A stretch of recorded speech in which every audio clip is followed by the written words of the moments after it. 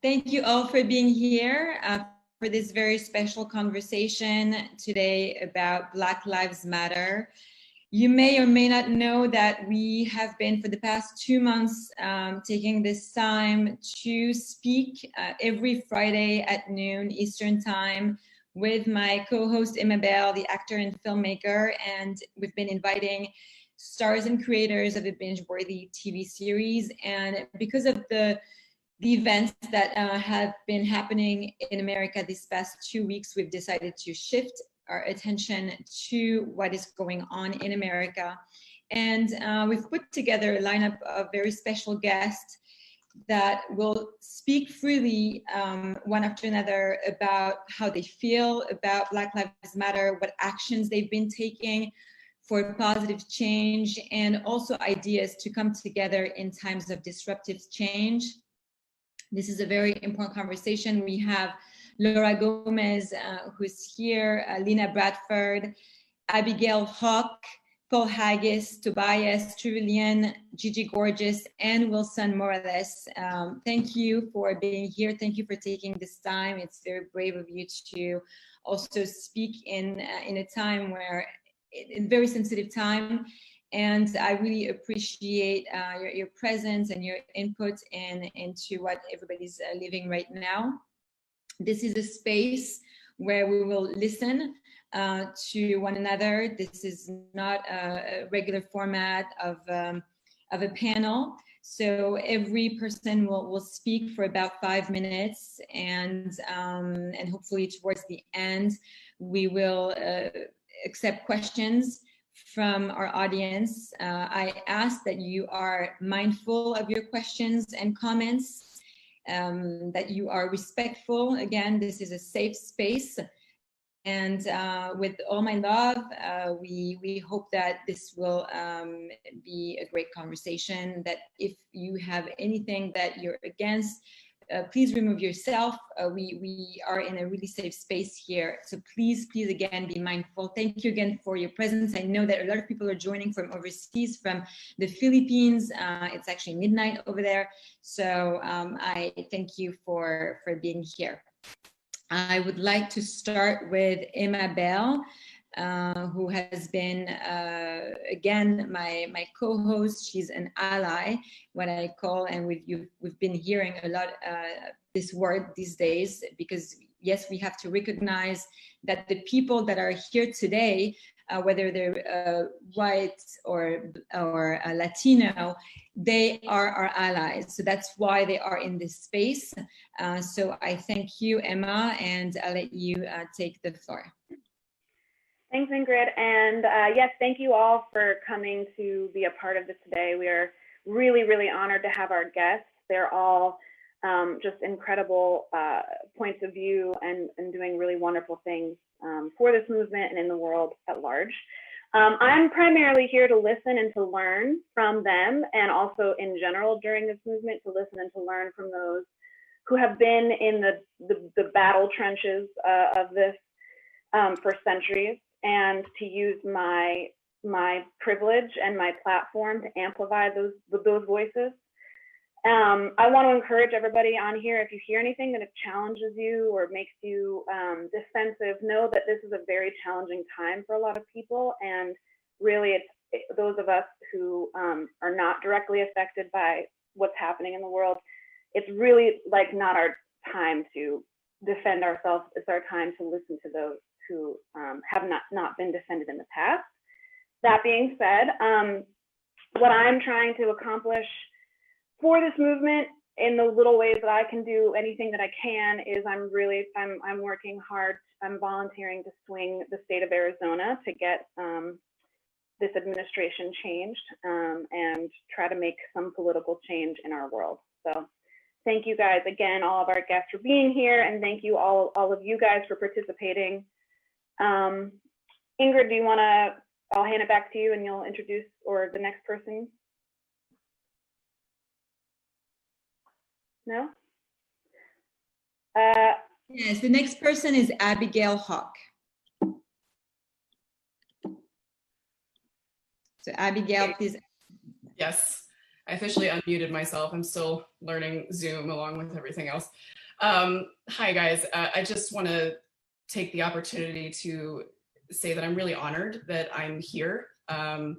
This is something that is completely out of my wheelhouse. You know, when I decided to be an actor at 7, I certainly did not think that I would be doing more activism and social justice work and support. And I'm really privileged and honored that I'm able to be here and listen to all of my fellow panelists, but also, you know, hear your questions. You know, I'm pretty much the whitest person probably on this panel. I'm as white bread as you can get. Like, you cut off all the edges, that's me. I wear like SPF 100. But that being said, you know, I really am grateful that I have especially taken these past 2 weeks to just step back and listen and learn and unlearn. And, you know, I'm really at the phase of kind of reading the syllabus in terms of taking this class. Like, I haven't even gotten through the syllabus, so I'm at the very, very beginning and I don't have any answers. I believe that this movement is important because, you know, to borrow the very commonly seen phrase these days, all lives don't matter until Black lives do. And that's every Black life. That is trans Black life, that is gay Black life, that is cis Black life, that is Black cops. I think we need to have some really hard conversations. And, you know, I work on a police drama. So, you know, I've had a lot of conversations with myself these past couple weeks about where I fit in all of this, what I need to be saying, what I don't need to be saying. And so I'm really trying to take this opportunity to just listen as much as possible and listen to Black female leaders and follow their lead. I've really been trying to listen to Rachel Cargill, especially on Instagram. She's a phenomenal teacher. And I discovered she's got this awesome bookstore called Elizabeth Zavacron. So I'm trying to put my money where my mouth is and support Black businesses, support small businesses, support Black female-owned businesses. You know, and that's it. I think, you know, we're at this point where paradigm shifts are uncomfortable. They're painful. We've got a lot of tectonic plate shifting happening. And I think we just have to sit in it and move through it and not be afraid to mess up and make mistakes. And that being said, you know, again, I just really am here to listen. So I'm excited to have this go forward. I'm glad I'm first, because now I just get to sit back and listen to you guys and hopefully learn. So thank you guys very much for having me. And our next person is Lena Bradford. Hi. Hi. Hi, good to see you. Good to see you. That was a beautiful conversation that you had, darling. Thank you. Welcome. Can you share with us how you feel right now about this movement? I know you wanted to especially address Black trans lives matter, and you've been an activist for a certain number of years. Can you share how you feel about this and what actions you've been taking to make positive change? Yes, and first of all, again, thank you for having me, sweetheart. You know that I absolutely adore you and the Chelsea Film Festival. And thank you for honoring me last year with the other two beautiful young ladies. That was pretty magnificent. I think that this is a wonderful, amazing time for us all to be proactive, and for us, now that there's no more white noise, you know, everybody's basically in their home, you know, so there's a moment of empathy and people really listening, you know, because this is nothing new. This has been happening forever, you know, so the fact that people are now able to focus and hone in on the fact that other people have been hurting for a very long time, and that it's not just about one life matters more than the other. Like she said earlier, it's a particular targeted demographic that's being harmed right now. And this is why it's important that we focus on Black lives, trans lives. You can't also get to pick and choose within races, because guess what? The cops don't see a difference. You know, you're Black, then this is what we're seeing that's happening. So I think that also within the Black community, there needs to stop being that separation, you cut me, I bleed, So at the end of the day, being down with who you are and respecting your brothers and your sisters is where we all need to come together from. And learning that, like I loved the quote that you mentioned earlier. I'm sorry, how do I say your name, darling? The young lady who was speaking earlier, Miss Hawke? Abigail. Sorry, Abigail. That's okay. Sorry. The phone is so far away and I got this light in my eyes, I can't see. I'm sorry. Abigail, nice to meet you, by the way. That what Abigail said, she said a really great thing that I think it's really important for us to remember. She's like, I have to learn how to learn, and I have to learn how to be unlearned. You know what I mean? And that's so smart, because when you think about it, none of us come into this world knowing about prejudice or any of that stuff, or hate or anything. That stuff is all taught at home or wherever it is that you're learning it from. So if you're learning this at home, guess what? It can be untaught. And there'll be that special moment or that special person who somehow resonates with you. And I think that it's always very important that when you're talking to people, never to have to raise your volume and cuss at them.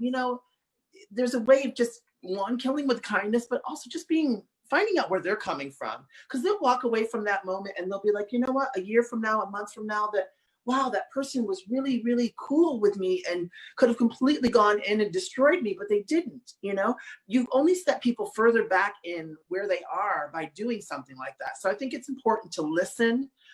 It's important to get out of your own backyard and realize that there are other different cultures that don't have it the way that we've seen other ones have them.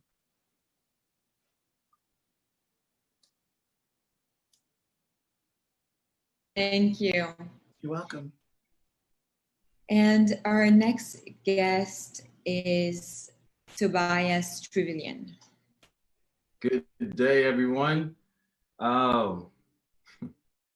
It's very interesting to listen to everyone. How do I feel about all this? Well, first off, Abigail, I've been on Blue Bloods a couple of times. I've been on these crime dramas a few times, and trying to figure out how you fit in your workspace and how these stories are projected out there is very important. So now you have a space, a place where you can speak up in the writer's room and discuss and give a different point of view and adjust what's happening with some of these storylines. Because I've been on the show quite a few times. I've been on Chicago PD. I've been on all these shows. And my sister say, "Did you die?" I like, "No, I didn't." But that's one thing. But I applaud you for that. I'm when I took on this journey of years ago, being proactive in the community, being proactive socially is part of my responsibility as an actor. So I'm glad that you're stepping into that space now, but you do have a voice, you do have a platform and a responsibility that belongs to you and all of us as a whole. There's a lot going on. I have a lot to say about it all, but actively I've been doing a lot of community work. We've been feeding people that are in need. I currently live in the city of Newark, New Jersey, where the mayor, Raz Baraka, who is the son of Amiri Baraka, who was an activist, actor, community leader person, has been very active in how we been flattening the curve, how we've been able to help people that are in need, from small businesses to people who need money as far as food, been delivering.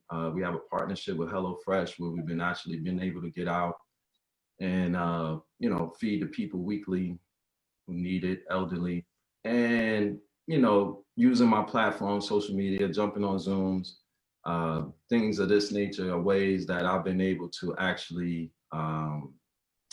help mobilize this.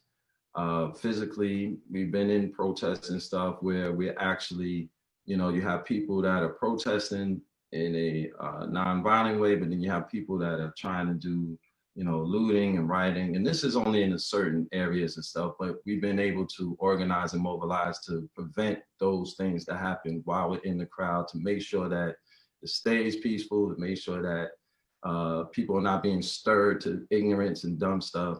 So these are things that, you know, how I've been active and been able to, you know, use myself physically and my platform and my voice during this time.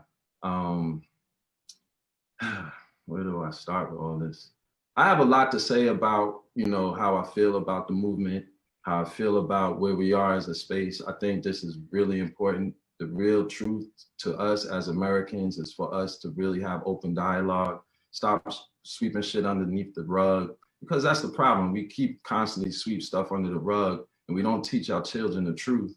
And being that we don't give them a real living platform with honesty to teach them the truth about, you know, everything and allow them to decide on their own and live, that's where a lot of the issues come in. Ignorance, you know, has a lot to do with it too. But, you know, I just want to, in a quick like overview, you know, to look at the narrative that's being constantly spun. You know, we went from a, you know, fear space, and this is just me, fear space, to a, we're not going to call it murder. We're just going to say this was a bad situation, to, you know, violent rioters, violent protests, violent rioters, to, you know what, we're going to call this play out. There is systemic racism. Where do we go from here? This is a play. Obviously, I see it clearly. I don't know what the other foot is when it's supposed to drop. Maybe this is a, you know, new space we're heading into, but the movement has caused you know, has caused the narrative to be spun faster than they anticipated. The pressure that's being put on and the alliance between people is very impressive. And I'm not sure where we're heading, but, you know, I'm not fooled by the basic rhetoric that I hear. So that's just where I'm at. But I'm glad to see everyone coming together. I'm really happy to hear everyone collectively wanting to talk about this. And that's the very beginning, as my one of my mentors would say, it's the very beginning. And that's what it is. That's what it is. Let's get it started. Thank you, Tobias. Our next guest is Laura Gomez. Hello, everyone. It's a pleasure to be here among such a great group of people. And it's interesting, Paul, you kind of, I'm gonna take up on what you just said, because you connected something, and also what Tobias said before, I'm gonna connect them both. I've been very vocal about narrative and storytelling and the power that storytelling has in the place that we are now. Fascinating to see how Trump becomes such a, I don't know, an igniter. And of course, it makes sense. We have a narcissist in chief and a liar and, you know, so many other things. But I think we forget how, first of all, there's a whole system behind this. And this is not a coincidence. I always say, like, look, yeah, Trump is whatever he is, but he's one piece of the puzzle. And and the fact is that because he's a narcissist and we are being gaslighted and being told that we are not seeing what we're seeing, it kind of brings this anger. But in a funny way, I feel that what this virus, I call him the virus, is bringing is just the cancer that we already had. This is not a new thing. It's funny because what I noticed is, like, this guy, we were opposed nothing. We had, you know, a Black president that gave us a sense of hope, which was, for me, I think it was a necessary symbol for the world. But I guess Trump just came to remind us that that doesn't mean that the whole other issues don't exist. So we've had a narrative and storytelling in this, not only in this country. I come from, I'm Dominican, and I come from a country of, colonialism and the history that we've been told, and the antagonism with our brothers and sisters from our next door country, which is Haiti, also based on narrative and storytelling. And so what I noticed is that we want to simplify what's been happening for centuries with these past 4 years, when the fact is that this is not like Paul said, it's not a one party issue. In fact, I do notice all the time, I'm like, we are being gaslighted by liberals all the time, by the fact that we are in better places. And I think Trevor Noah said it so beautifully when he mentioned years ago, I think he talked about how can you fight what you haven't acknowledged. And being an outsider myself, and I've been here for 20 years, so now I have like half of my life, and I have 2 countries, but I have the ability to see this country from outside. So I'm kind of like inside, but it gives me the perspective of seeing this country has never dealt with their underlying issues. You are not aware. If you're not aware that you're sick, how can you battle your sickness? And I find it interesting that, and of course it makes so much sense, that it took a pandemic to make us go inside and be introspective. And if it hadn't been for this world crisis bringing up the inequalities that we are seeing in the world, which is not, it's a matter of the 1%. And I know we have so many layers. We're dealing with white privilege and whatever, but we're also dealing with the 1% privilege, who are the ones setting the tone for the storytelling that we've been told. We're working for them, we are sacrificing for them. We are accepting less of, because we are not necessarily are in this group, but as a whole, the myth of the trickle-down economic, the richer this guy is, I'm gonna get some of that. So the myth of capitalism, the myth of all of this, which I believe has been handed from generation to generation. And sometimes that includes our arts, the theater and the movies, and how this industry particularly works. So for me, for instance, I had the honor and privilege of working in a show like Orange is the New Black, that it's ironic because it comes from a place of stereotypes in a way. But then the fact that this opportunity was used to then humanize the characters behind this, and it became a world phenomenon. Now, why it became a world phenomenon became sort of an obsession for me, because I realized what was happening. I mean, I was going to places that were probably I could have never imagined. I had kids who were 16. I would tell them, like, why are you watching this show, with their grandma, and they're like Jehovah's Witnesses. And then I'm thinking, whatever, or, white people, Black people, like there were so many countries in the world that I'm watching from, I don't know, Transylvania. And so it was like the craziest thing. And I was thinking, why? Because we were telling universal stories, and there was all this universe, and people could connect to different characters who they particularly loved. But at the same time, they were being exposed to other stories that they would otherwise never heard of. And I know people who are very much, anti-gay or whatever, but they were watching this show, and I thought, in some way or another, they are humanizing these characters, and then this is changing the narrative, because I had people telling me, I never thought about it that way. And I think we forget that education has been taken away from people. Education is a freaking privilege, and where it shouldn't be. And so for me, you ask what type of things I'm doing. I'm always connecting with the younger generation. And I feel like, oh my God, it's because that's when you're a teenager, I go to high schools a lot, and I go to speak to kids a lot, and especially underprivileged kids. And it's so fascinating to see how curious they are, how open also to changing the narrative. And one of the things that I've been very vocal about also, and also through my writing, is diversity. I'm just observant of how nowadays, now we have this platforms being mindful of the Black Lives Matter. And I, as much as I appreciate it, here's a Black filmmaking. And I see it, and it's a few, you know, it's not enough. And it's usually for Latinos, it's like crossing the border. And for Black people, it is the slavery. And I think those are great stories that we should be telling. But you know what? I've been very an advocate for, can we tell our own stories that are universal stories? Because I feel like every time we're just, I've written a few pieces, I wrote a play and I've submitted it. And I had great responses in the readings from women who felt, especially women, because it's about a woman who doesn't want children and she's married and her husband does, and it's creating a conflict in marriage.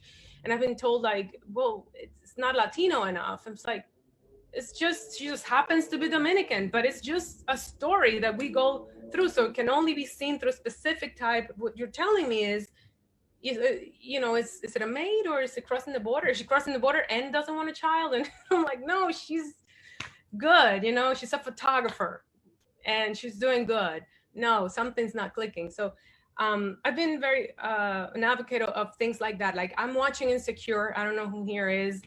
I'm a big fan of What Is the Race Doing? Yes.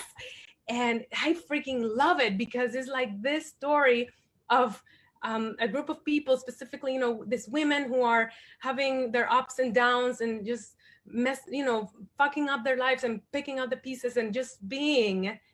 And they don't have to explain their race, they're just being. And then there's this representation of Black lives, and in a way that is not stereotypical. They just happen to be Black, you know, and while at that, celebrating their culture. And I remember watching an episode recently, and my friend and I were like teenagers, like, oh my God, Lawrence and Easter. And it was beautiful to see these Black bodies, you know, having this beautiful sex scene that we don't get to see because it's just, and it happens to me when I see other films where it's like diversity, we only get to see these people being a maid, you know, if I'm a Latina, a prostitute, or in prison, you know? And I've, as much as I loved Orange, and I do, I think what we did, it has so much power. I had to tell my manager after the show, I may work less, but no maid auditions and no prisons, because that's what I was getting, mostly prisons. Like it was a straight offer. And I'm like, I said, no, I don't care. I don't care not to work. And that was one of the issues. Then comes the patriarchy in this another layer. But that's what I'm advocating for. I think I'm a film junkie. You know, I love films throughout history. I see what's happening now with HBO Max removing Gone with the Wind. And I'm like, you know, I don't want to erase history. And whatever opinions people have about this, I respect. I just think that this is also a sign of evolution where we are. What was problematic for me was not that film, was the fact that the first Black woman who won an Oscar was not allowed to sit with the cast when she received her first Oscar. That's what's problematic to me. I want to see her performance, you know, and I want to see what was problematic about those times and be able to fix it now. The fact that we want to solve the problem with the movie instead of with the industry, the fact that we don't see like, no, it's not that, you know, it's not that just like Brad forced a kiss on Scarlett, it's that we're still doing that through storytelling. So that's kind of where I'm focusing on, is the power of storytelling, is the power of diversity in our productions. Is happening in the theater community. There was a whole theater group of people who we were signing the petitions because the voices are mostly, again, universal stories are told through white people, and then we have niches and specific subjects that we are allowed to talk about. And I'm always looking around me, and it's like, is my universe diverse? Because that's what makes me a richer person and a better person, is the fact that it's a gift to be surrounded by diversity, both in your life and in your work. Thank you, Laura. Next guest is Wilson Morales. So, having listened to everybody here, the thing I say to myself is, and I run a website called blackfilm.com. And for the last 20 years, I've been promoting the work of artists, whether they're in front of the screen or behind the screen, and telling their stories, because I don't think there's not enough outlets that tell our stories. Some of them are independent, some of them are studios. But I think, if you got a project, people should know about it. But with what's happening now, and as I'm hearing everybody talk, I said to myself, it's not a question about how did this happen. The question is, why is it still happening?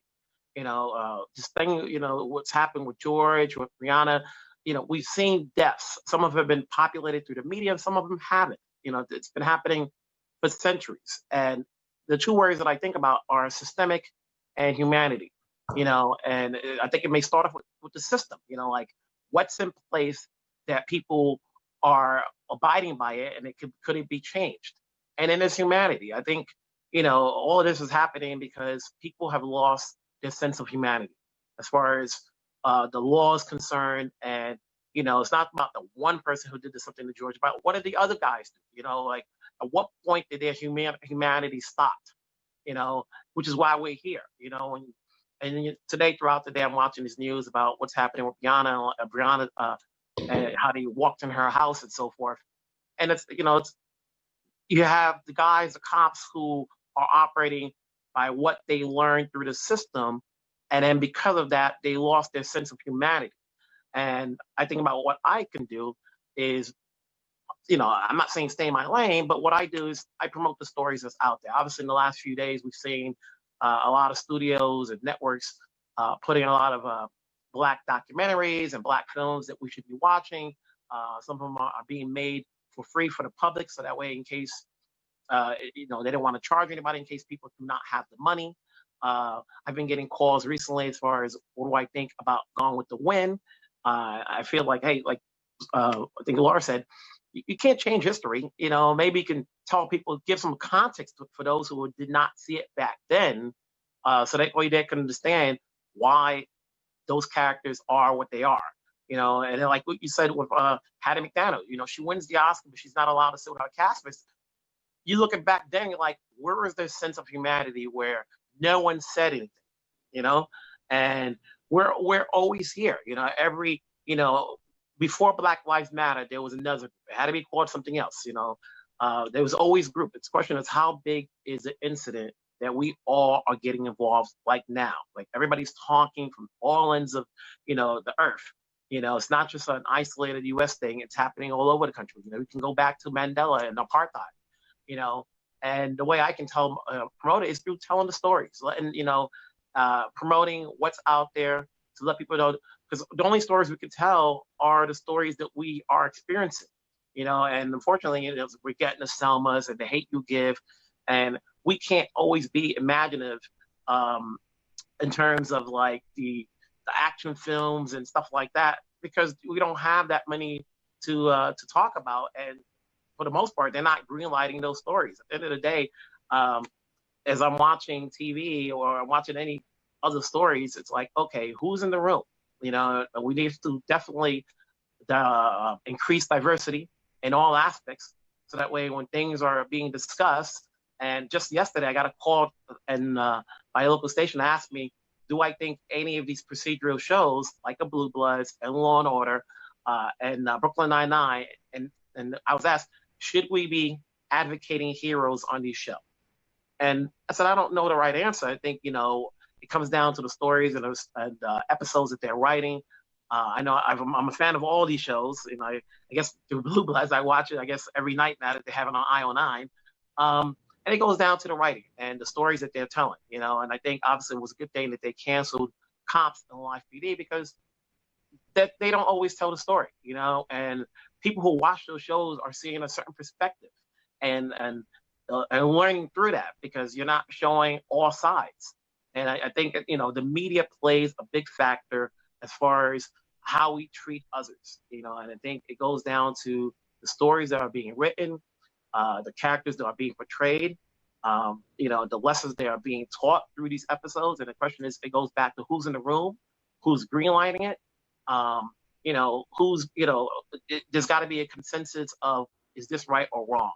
And that's what we're getting now. Now everybody's going back and saying, should this episode have aired? I think there was a show, Little Britain, where they've now taken out a couple of the episodes where one of the characters was in blackface. But the question is, well, how did he get to that point in the first place that he did it for at least 3 or 4 episodes? So like, you can't rewrite history. You could just kind of only move forward as far as what can we do now?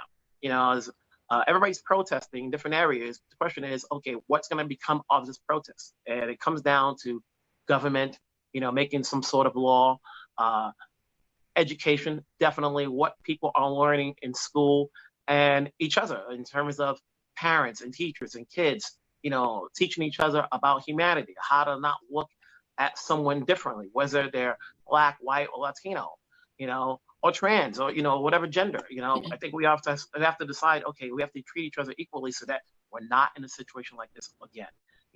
And this is not going to stop. I keep thinking this is only a Band-Aid, because there's going to be another incident. We've been here over and over again from the 40s to the 50s.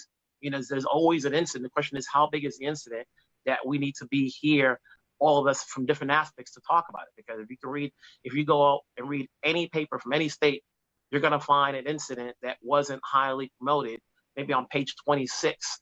And it takes a bigger audience to know about it. With what happened to George, who's not in New York, and that happened in Houston. What happened to Brianna, and we, the only thing I can do from my end is promote, at least through my audience, blackfilm.com. It's like, hey, here are these movies you should see. Here are these films that are being promoted that you should take a look at. I've been doing it as it is when they're coming out, but I guess now everybody's focusing on, all the networks are giving you examples of stories you should have seen already, or if not, take a look at it, to get an idea as far as how people being treated. But I think it goes back to learning and educating ourselves about humanity. That's where it starts, because whatever law, whatever job you're in, and if you're in law enforcement, we're all humans first, and we have to understand what that means. Thank you, Wilson. And our next guest, and last but not least, is Gigi Gorgeous. We want to hear from Gigi about how she feels about Black Lives Matter. And I know she also has been very vocal about Black Trans Lives Matter, and what action she's been taking to make positive change and ideas to come together in times of disruptive change. So thank you, Gigi, for being here. Hi, thank you so much for having me.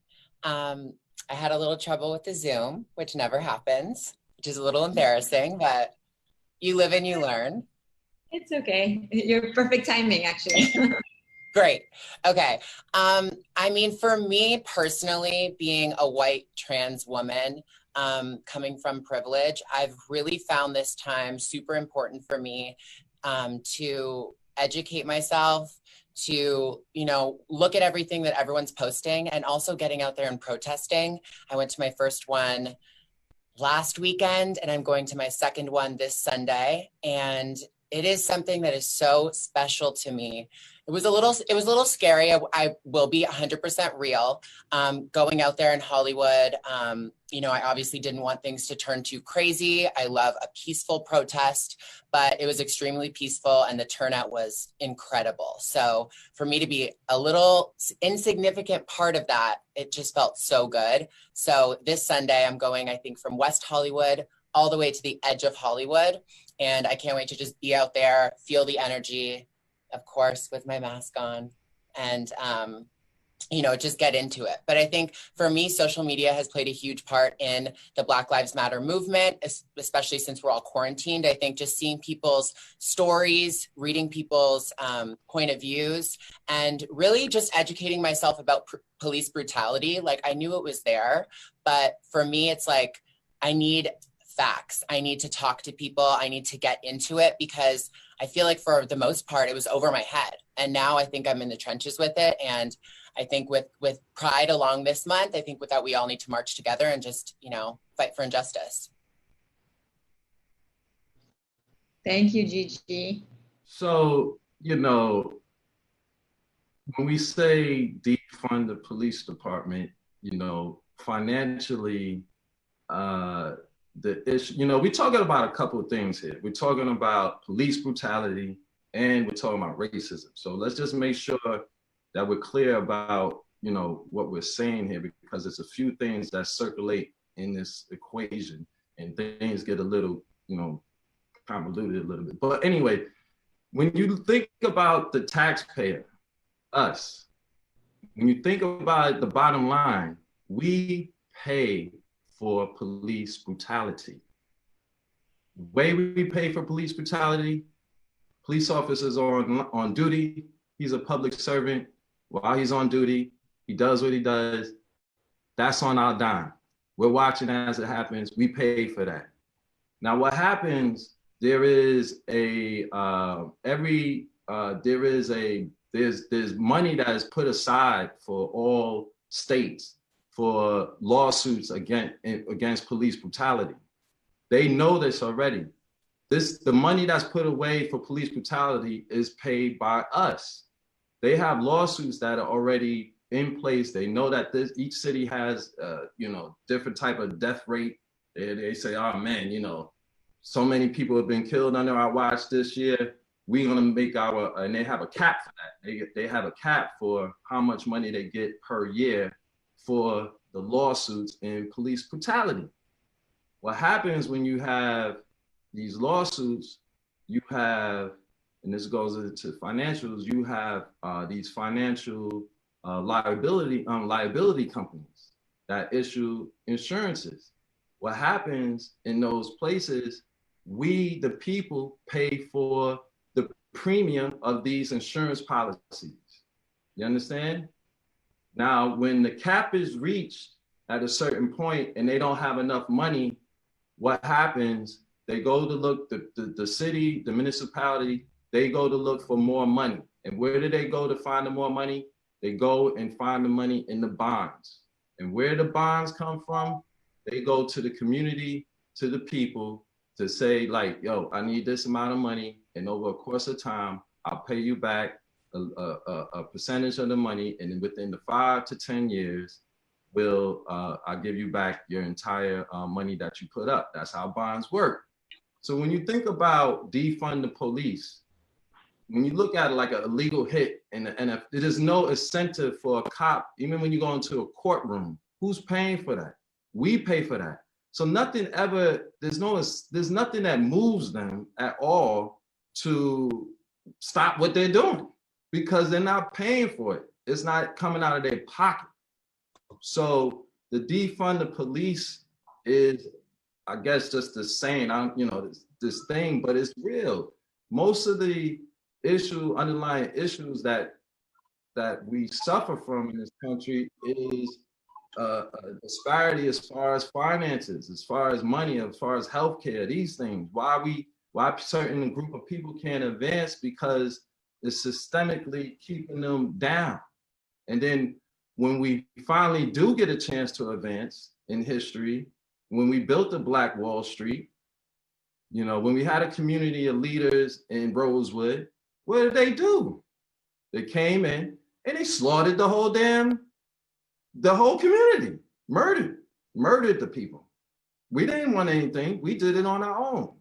So just like, you know, give an idea, if we wanted to have people accountable for stuff, you will have to think about if a precinct or state has so many incidences that would happen, that would affect their pension.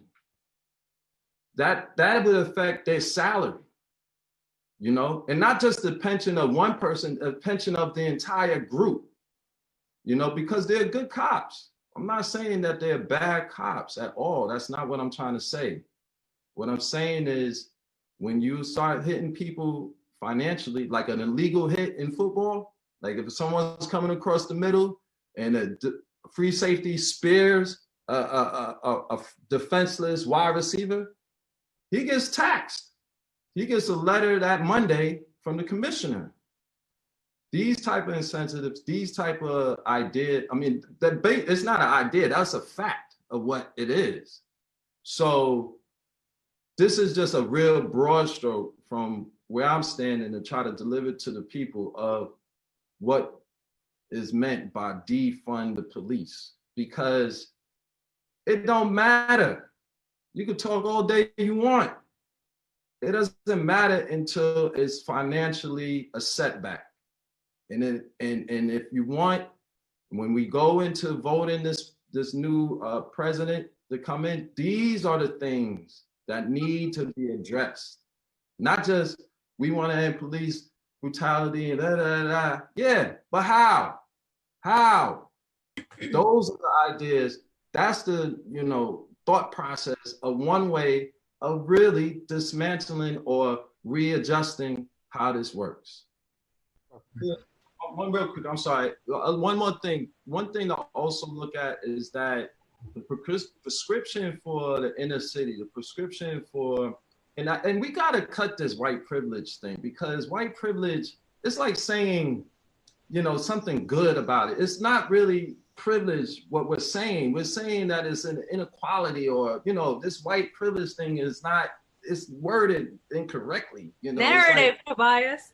Yeah, so, that's just that it's like, it's not a positive thing that we're talking about. So let's not, let's get that right. But what I'm saying is also to understand that the people that are in need, and us as a whole moving forward, we have to understand that it's two different types of prescriptions. People that are in the suburbs, and just even now, like dealing with the pandemic, yeah, you have more room, you have more space, you have, you have more space to do things. People that are in the city, people are on top of each other, it's more crowded. So when you just even think about a pandemic wise, the prescription to just open it up is just, the prescription is different. So when we're talking about how we're healing as a whole together, we have to address certain areas, because it's not the same prescription for everybody. It's just not, because we have different issues, different problems. So just think about that as you open up. I wanted to also mention something about the whole police situation, is that it's important for us to vet these people before getting them into the blue situation. So often, we need the heads, we need the armor. We also need people who are mentally right for their blood type to be in this position, And also, if we do defund, sometimes you do have to hit people in their pockets in order to make them say, oh, okay, maybe I do need to reevaluate this. But you won't have that problem if you're vetting the people to find out why exactly they want to get into it. Growing up, we all hear, oh, I want to be a police officer, I want to be a fireman. And they can tell you the reason why. I bet most of these kids who had that dream in the get-go no longer know what that is all about. It's a power thing with most of these people who, in any type of training as a police officer, do they tell you to kneel on a man's head? That makes absolutely no sense to me. So we need to get back to basics on why it is these people are even getting into these positions. And, if we have to hit them in the pocket, that's what we got to do. I think that's really well said. Does anyone else want to jump in on that? Sorry, I'm hard to keep track. Did you hear that? Yeah, go for it. Law Project. The Grassroots Law Project. Yeah, to all of our guests, if you have specific websites or books or movies or anything that you think might be educational for people or interesting for people, I know Tobias has already put in something. Tobias, I think that was just to me, so I'm gonna go ahead and copy it. But it's the Grassroots Law Project. That's from please post it in the chat. Make sure it's to everybody. If you guys have any suggestions for people, just go ahead and write it in the chat box, because I think I have found that during this time for me too, that whole idea of unlearning certain biases that I've had has been really instrumental. Seeing people post what books or stories or movies or documentaries was important to them, and I've watched them and I've learned a lot of things. You just touched on something, Lena, and I think a lot of you have also touched on these things as well, which is that it's really not just the police. There's a lot of other things that need to be changed, and part of that is education. And when you talk about the vetting police, police training in this country is abominable. If you look at other countries in the world, they have 3 years of training in order to do what they're doing. And you know, it is more divided into not every person's an enforcer. Some people are strictly there for mental health issues. Some people are strictly there for abuse issues. So that is like a very easy way to defund the police as we know it and give resources towards educating them so that they have a longer time of training, so that they actually, you know, prepared in these situations to do things in a way that actually helps the community that they're supposed to be serving. Along those lines, is there any other like aspect of we have some questions here that I want to be very conscious of time, because I know that some of the guests have a very short time frame. So I want to go jump into a question that is for Gigi. That is a YouTube. She started on YouTube, and she is a YouTube star, and she has a very strong following on social media. And there's a question for her asking, how do you think social media has impacted the Black Lives Matter movement? And she's been very, very vocal about it. So. Yeah, I saw, I believe Chrissy asked that, and I was like, oh, or Cindy asked that, and I wanted to jump in. I think simply social media can be such an amazing place, just because, personally speaking, when I started, I found no one around me within my community that was like me. I had to jump on YouTube, find one like-minded person, and it lit a fire under my ass to just be myself and put myself out there. And it's like, look what that's done for me years later. So I feel like Black Lives Matter has definitely been affected by this, because in a positive way, because you look on your Instagram and it's almost like all the selfies, all of the, you know, thought pictures, all of the silly stuff has stopped. Everyone is posting meaningful shit. And you scroll through your timeline and your Explore page, and it's just all facts, all pictures of trans Black women who have been killed, you know, protests going on, meaningful stuff. And I think that this is a really great time. And I know I personally feel really hopeful about the world, given how crazy 2020 has been, that we're going to come out on top for this, because I think a lot more people are fighting because of social media that wouldn't have been. I mean, what wasn't working for us before was yesterday, and today is a better day. I think we've always known that, you know, prejudice has been in this country, and it's wonderful that, you know, the Orange Cheeto is how I address the person in the White House, is that, you know, one thing that I can say that's been fantastic about him being there is that, like I said, we've known that prejudice has been there, but all these people are coming out of the closet and they can never go back again. And they've been getting pinpointed, and we're able to bring them down and not allow this to continue to keep going on. So the fact that everybody's now being vocal about it, also seeing the new generation being proactive about this and with voting, is the best time to be alive. We can't look at this as a negative. It's only a positive, because guess what? It can no longer go back. Yeah. Mm. Thank you. That's a great way, I think, to close the conversation. Love you too, Lena. Yeah, Lena and Gigi are best friends. Is there anything else that you want to share? I'm sorry for interrupting Emma. Emma, this was not intentional. I'm really, really conscious about the time for everyone, because we have a lot of guests. And I would just want to if you'd like to share a last word. We can't go over all the questions because we would stay here the entire day, and some people have to go protest. We have to do our actions. So I'd love to close now with some positive words. I want to address something quickly, and that'll be my closing statement. And it's about what I spoke about, diversity. And someone, I think Lana Young, talked about this. Yes, diversity, it does not equal equality. And I think it's one step. And one thing that I have to add to what I said is, it's also not just the faces, but the people. We have to be in positions of taking decisions. Right? I believe that diversity also has to be behind the scenes, because if a story is told through one point of view, then there's nobody else challenging you and that, well, that's not how I see it, you know. And that's why right now we have these positions, or Latinos can only, the Latino stories are where we're crossing the border, right? Otherwise, and Black stories are only slavery. And those are specific people making those decisions.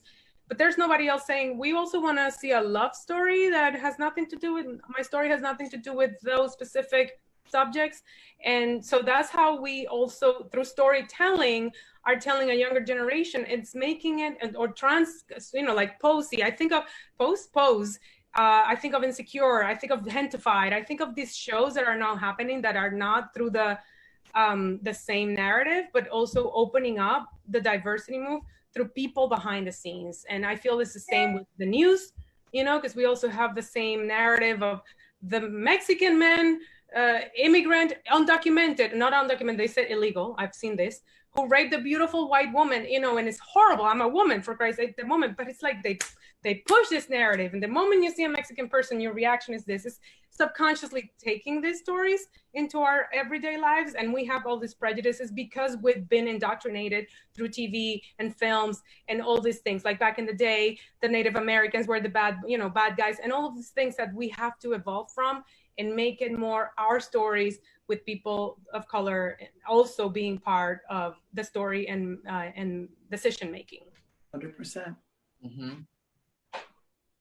Anybody else want to say some last words? Or I do.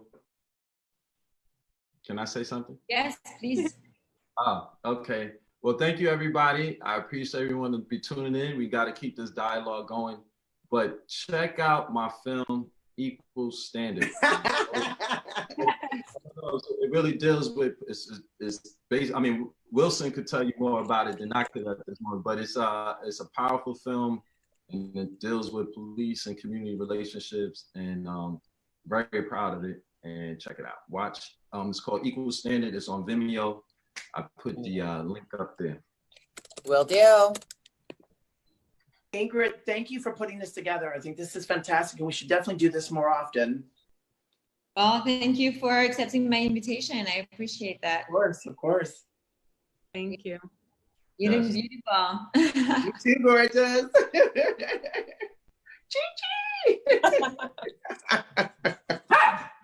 Well, I want to thank you all. Thank you to our audience members for tuning in today. Thank you, Lena Bradford, Abigail Hawke, Laura Gomez, Tobias Trevelyan, Paul Haggis, Gigi Gorgeous, and my co-host Emma Bell for being part of this very important conversation. And thank you to everybody in the chat. We have a lot of thank yous, and everybody has been really mindful, and this was an honor to have you on. So I hope to continue the dialogue. As we said, it's not just here in the virtual world, but also in the real world. Mm-hmm. So I hope to see you soon. Thank you. Thank you. Bye. Everyone. Bye. Bye, guys. Thank you so much.